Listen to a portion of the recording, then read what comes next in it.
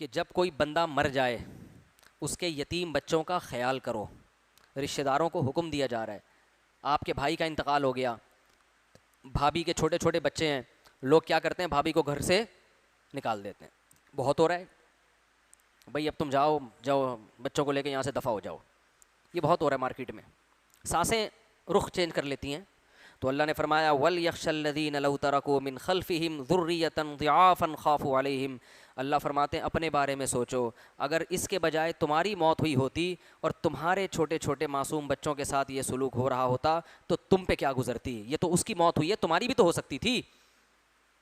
تو کیوں ایسا معاشرے میں کردار کر رہے ہو کہ کل اگر تم مر گئے تو تمہارے بچوں کے ساتھ بھی یہ سلوک ہو. تو اپنے خاندان میں, معاشرے میں یہ رواج بنانا چاہیے کہ جس کے بھی یتیم بچے ہوں گے, ہم میں سے کوئی بھی مرا تو دوسرے ان کے بچوں کو سینے سے لگائے گا تاکہ تمہیں بھی تحفظ ہو. بھائی میں بھی تو مر سکتا ہوں نا.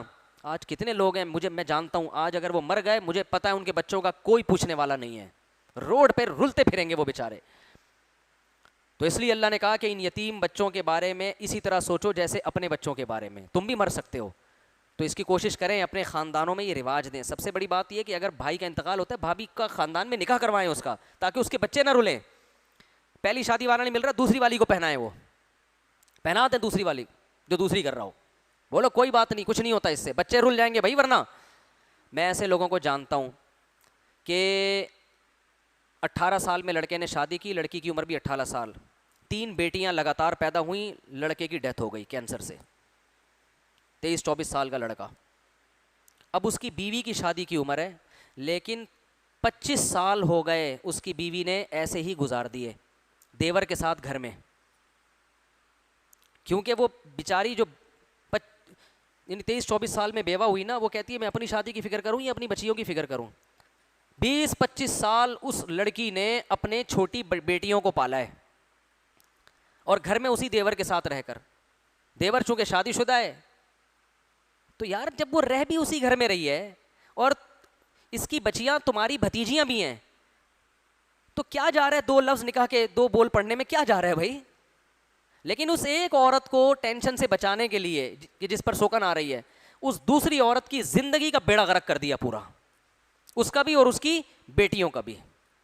یہ معاشرے میں ہو رہا ہے, نہیں آ رہی سمجھ میں. اس کی جوانی برباد کر دی نا, کہ وہ کما بھی رہی ہے, جاب بھی کر رہی ہے, پوری 20-25 سال اس نے اس طرح گزار دی ہے, ساری شوہر کے بغیر جوانی پوری گزار دی اس نے, اور اپنے بچوں کے لیے جاب کرتے ہوئے. تو میں یہ کہتا تھا کہ بھائی یہ اسی گھر میں, یہ پرانا واقعہ, میں تو چھوٹا بچہ تھا اس وقت, کہ بھائی یہ اسی گھر میں رہتی ہے, ایک بھائی کا انتقال ہو گیا اور رہ بھی اسی گھر میں رہی ہے, کمانے جاتی ہے, تو کیا جا رہا ہے یار, یہ جو ہے نا ایجاب و قبول کر کے اس کو اس کی بیوی بنا دو تاکہ یہ بچے اس کی کسٹڈی میں آ جائیں اور یہ بھی برائی سے بچ جائے گی. مگر ہمارا معاشرہ اس کو قبول نہیں کرتا. وہ اس ایک عورت کے غم کو تو دیکھتا ہے جس پہ سوکن آ رہی ہے, وہ اس کے غم کو نہیں دیکھتا جس کو ساری زندگی اکیلے بغیر کسی سرپرست کے اپنی بیٹیوں کی تربیت کرنی ہے, جبکہ ابھی اس کی اپنی خود کی شادی کی عمر تھی. بہت مشکل ہے بھائی, نہیں مانو گے. جب تک اسلامی حکومت نہیں ہونا اور میرے ہاتھ میں ڈنڈا نہ ہو اور میں خلیفہ نہ ہوں, اس وقت تک, جب تک طبیعت سے دھنائی نہ ہو, اس وقت تک بات سمجھ میں نہیں آئے گی. چلو آگے چلتے ہیں. اللہ نے اس میں یہ بھی بیان کیا کہ یتیموں کا خیال کیا کرو, اپنے بچوں کا خیال کرو, تم بھی مر سکتے ہو. تو معاشرے میں ایسا کلچر پروموٹ کرو کہ کل اگر تم مر گئے تو تمہارے بچوں کو بھی لوگ سینے سے لگائیں, رلتے نہ پھریں معاشرے میں. یہ کلچر, لیکن فیملی پلاننگ والوں نے پورے کلچر کا بیڑا غرق کر دیا, کیونکہ فیملی پلاننگ والوں نے یہ ذہن بنایا ہے کہ بچہ جب گھر میں آئے گا تو آپ کا خرچہ بڑھے گا, غربت بڑھے گی. تو اپنے بچے لوگ پالنے کے لیے تیار نہیں ہے, دوسرے کے بعد تیسرا پیدا کرنے کے لیے تیار نہیں ہے, تو بیوہ عورتوں سے نکاح کر کر کے ان کے یتیم بچوں کو کون پالے گا.